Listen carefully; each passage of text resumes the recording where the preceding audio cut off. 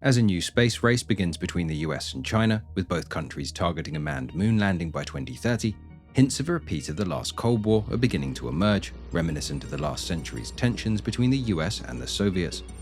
But this time the title of first is not what's being fought over. Instead, it's the prospect of lunar sovereignty and valuable lunar resources, with success or failure potentially having long-term ramifications for the future of space exploration. Amid escalating tensions marked by trade wars, technological restrictions, sanctions, and diplomatic disputes, the realm of space is emerging as the next frontier of the developing Cold War between the United States and China.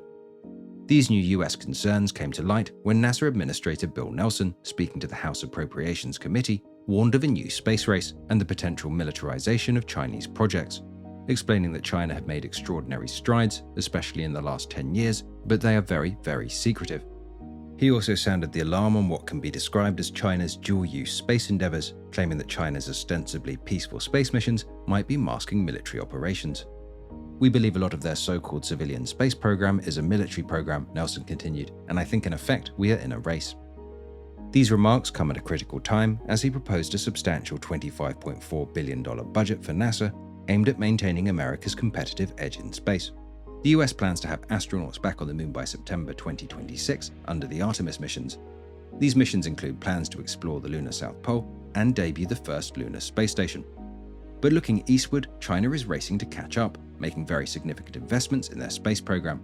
Beijing is planning a first crewed moon landing by 2030 and wants to establish a lunar base soon after.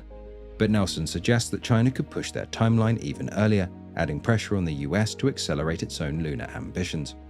The latest date they've said they're going to land is 2030, but that keeps moving up, he added. But there's more at stake than just national pride.